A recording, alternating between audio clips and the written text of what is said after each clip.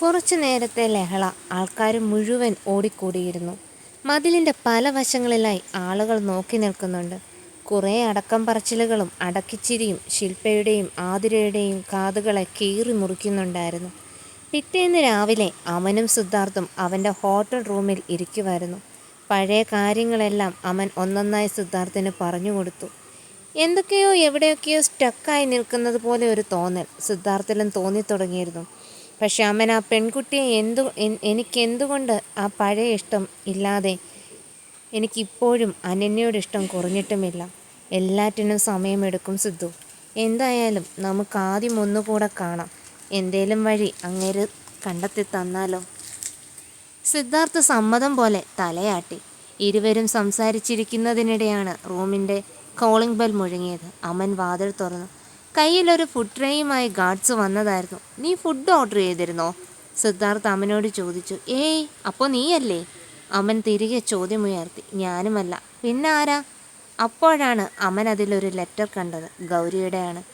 അമൻ കൂടുതൽ വായിക്കാൻ നിൽക്കാതെ സിദ്ധാർത്ഥിനെ ഏൽപ്പിച്ചു. എന്താ ഇത്? മുഖമുയർത്തി അവൻ ചോദിച്ചു. നിനക്കുള്ളതാ. സിദ്ധാർത്ഥ് ആ ലെറ്റർ വാങ്ങി വായിച്ചു. സിദ്ധാർത്ഥ്, എനിക്കെന്തോ നിങ്ങൾക്ക് ഫുഡ് ഉണ്ടാക്കാതെ ഇരിക്കാനായില്ല. കിച്ചണിൽ കയറുമ്പോൾ എല്ലാം നിങ്ങളെ ഓർമ്മ വരുമായിരുന്നു. എനിക്കറിയാം നിങ്ങൾക്ക് ഹോട്ടൽ ഫുഡിനേക്കാളും ഇഷ്ടം വീട്ടിലുണ്ടാക്കുന്നതാണെന്ന്. അതുകൊണ്ട് ഇതെല്ലാം കൊടുത്തു വിട്ടത്. പിന്നെ എന്നോടുള്ള ദേഷ്യം ഫുഡിനോട് കാണിക്കരുത്. എൻ്റെ അവകാശങ്ങൾ നേടിയെടുക്കാൻ ഞാൻ ശ്രമിക്കുന്നതല്ല. അങ്ങനെ കാണുകയും വേണ്ട. ഒരു ജോലിക്കാരി, അത്രമാത്രം മതി. ലെറ്റർ അവിടെ അവസാനിച്ചു. ഓ യെസ്, ചെറിയ ചിരിയുടെ ചിത്രം അവൾ വരച്ചു ചേർത്തിരുന്നു. എന്തോ അതൊന്നും കണ്ടവന് അവളോട് അടുക്കാനോ സ്നേഹമുണ്ടാക്കാനോ ഇടയാക്കിയില്ല. എന്താണ് പ്രിയ പത്നിയുടെ ലെറ്ററ്? പത്നി. സിദ്ധാർത്ഥ ലെറ്റർ ചുരുട്ടി വേസ്റ്റ് ബിന്നിലിട്ടു. സിധു, നീ എന്താ ഈ ചെയ്തത്? ഇതെല്ലാം ഇപ്പോൾ തന്നെ എടുത്ത് വല്ല ഭിക്ഷക്കാർക്ക് നൽകാൻ നോക്ക്. പിന്നെ അവളെ കാണുവാണേൽ പറഞ്ഞേക്ക്. സിദ്ധാർത്ഥിനറിയാം എങ്ങനെ ശരീരം നോക്കണമെന്ന്. അത് പഠിപ്പിക്കാൻ അവൾ വരണ്ട എന്നും. സിദ്ധു, അവൻ വിളിച്ചു. അപ്പോൾ തന്നെ സിദ്ധാർത്ഥ് ഫോണെടുത്ത് ഹോട്ടലിൽ ഫുഡ് ഓർഡർ ചെയ്ത് വരുത്തി. ഗൗരി കൊടുത്തയച്ച ഫുഡെല്ലാം സിദ്ധാർത്ഥ് പുറത്തു നിൽക്കുന്നവരെ കൊണ്ട് ഭിക്ഷക്കാർക്ക് നൽകാനായി ഓർഡർ ഇട്ടു. റൂമിൽ അങ്ങോട്ടും ഇങ്ങോട്ടും നടന്ന് ഗൗരി ആകെ വല്ലാതായി. തന്നെ ഓർമ്മയില്ലെങ്കിലും സിദ്ധാർത്ഥിനെ കൺമുന്നിൽ കാണുന്നത് തന്നെ വലിയ കാര്യമായിരുന്നു. അവൾ പെറുപെറുത്തു. അൻഹാ, ഇപ്പോൾ ഇങ്ങനെയെങ്കിലും തിരികെ അങ്ങോട്ട് ചെല്ലണം, അവൾ ആത്മഗതം പറഞ്ഞു. ആ ചിന്തയൊന്നും വേണ്ട ചേച്ചി. എല്ലാം കഴിഞ്ഞ് എന്ന് വിചാരിച്ചേക്ക്. അങ്ങേർക്കിനി ഓർമ്മയുണ്ടായിട്ടും ചേച്ചിയെ മറന്നതായി അഭിനയിക്കുവാണേലോ? അപ്പു പറഞ്ഞു. ഏയ്, അങ്ങനെയൊന്നും ഉണ്ടാവില്ല, പോടാ.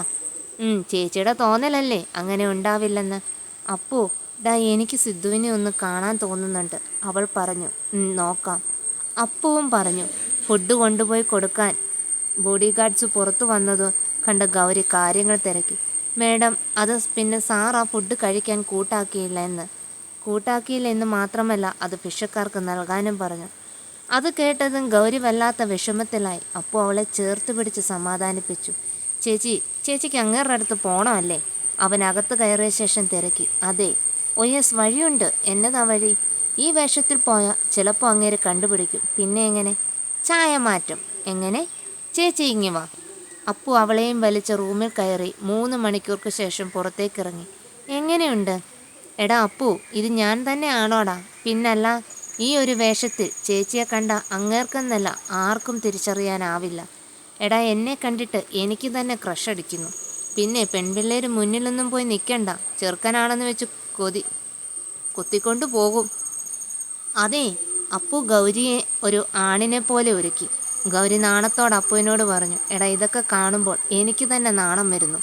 ചിരിച്ചുകൊണ്ട് അപ്പു മറുപടി നൽകി. നാണിക്കാനൊന്നുമില്ല ചേച്ചി, ഇതൊക്കെ കുറച്ച് ദിവസത്തേക്ക് മാത്രമല്ലേ. ഇരുവരും പരസ്പരം നോക്കി ചിരിച്ചു.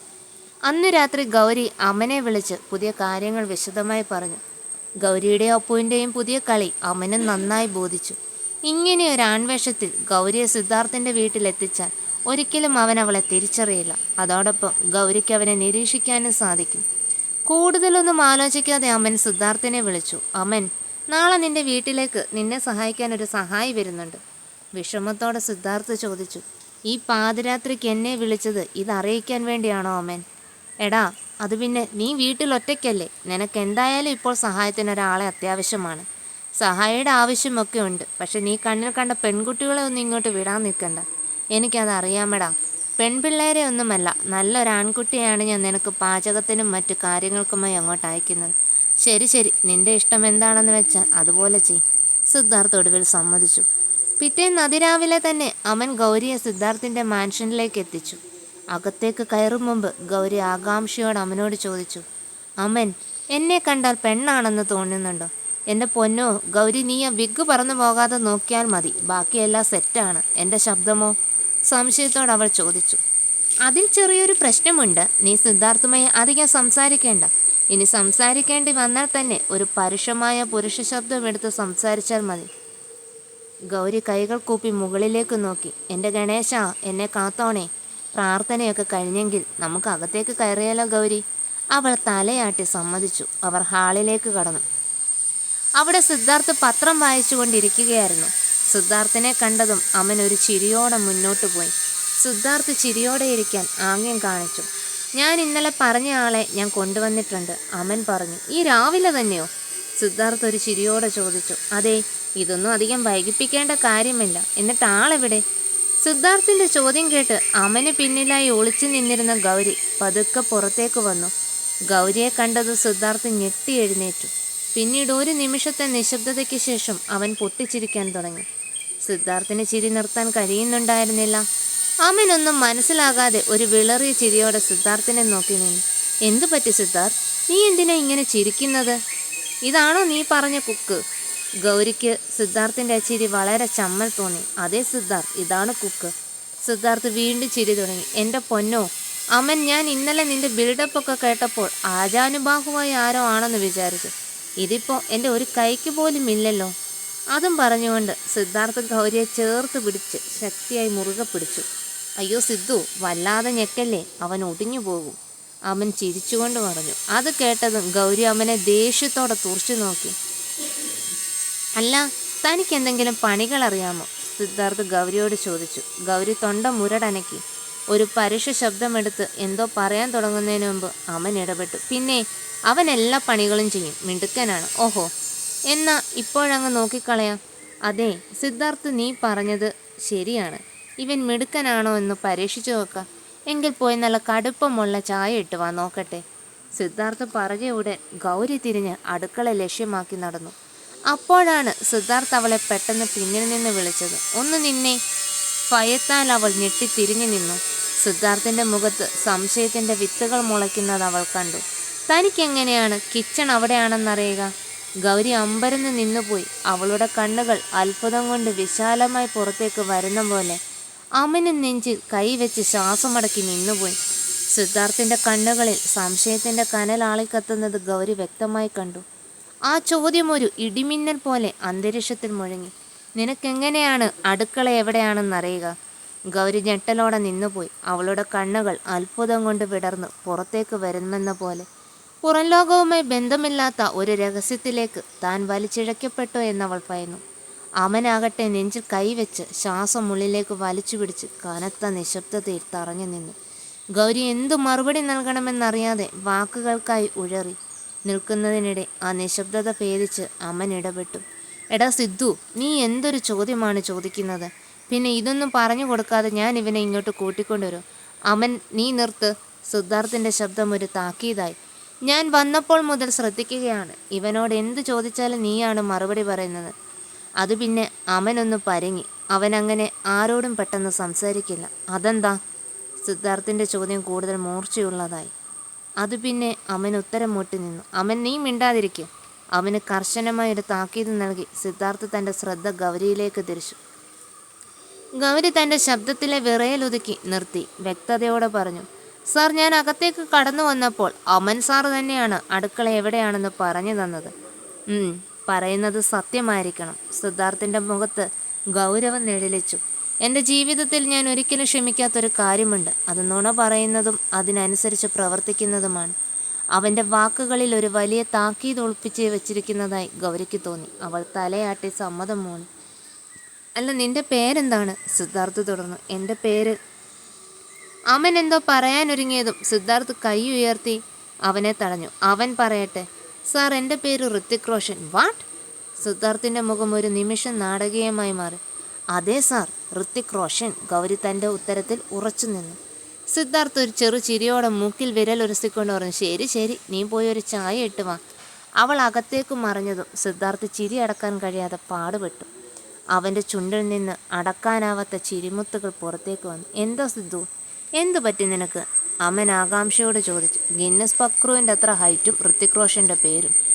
സിദ്ധാർത്ഥ് തമാശയുടെ തീവ്രത ഒട്ടും കുറയ്ക്കാതെ പറഞ്ഞു. അമനും അത് കേട്ട് ചിരിച്ചു. പാവമാണ്, അവൻ എങ്ങനെയെങ്കിലും ജീവിച്ചു പൊക്കോട്ടെ, അമൻ സഹാനുഭൂതിയോടെ പറഞ്ഞു. സിദ്ധാർത്ഥ് ഉടനെ ചിരി നിർത്തി ഗൗരവഭാവം വീണ്ടെടുത്തു. അധികം വൈകാതെ ആവി പറക്കുന്ന ചായയുമായി ഗൗരി തിരിച്ചെത്തി.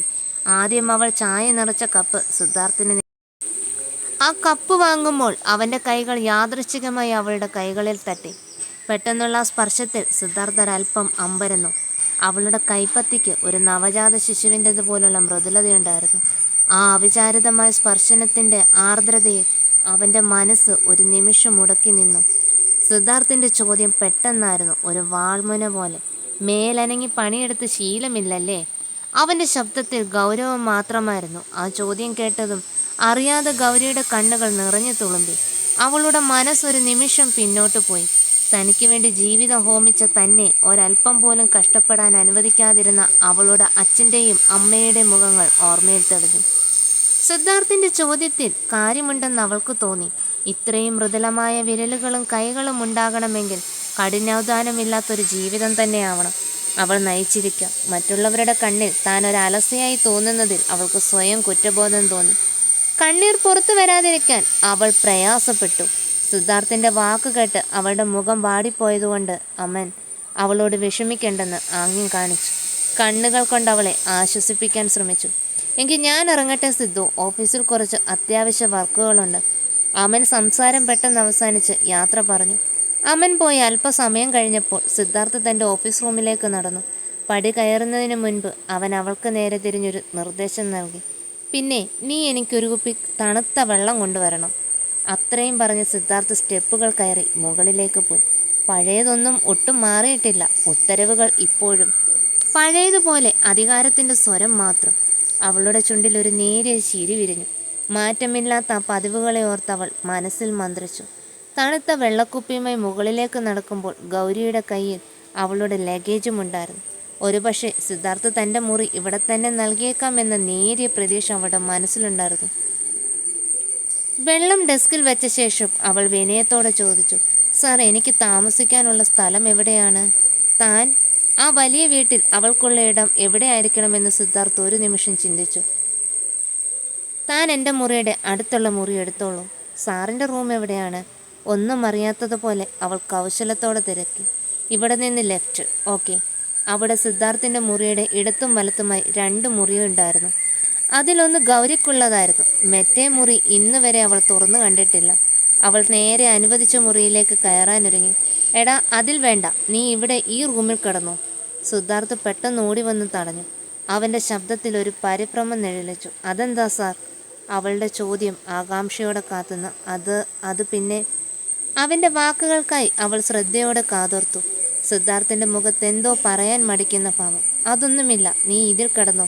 കാലങ്ങളായി അടഞ്ഞു കിടന്ന മറ്റേ മുറി അവൾക്കായി തുറന്നു നൽകിക്കൊണ്ട് അവൻ പറഞ്ഞു. അവൻ്റെ ഈ പെരുമാറ്റത്തിലെ അസ്വാഭാവികത ഗൗരി ശ്രദ്ധിച്ചു.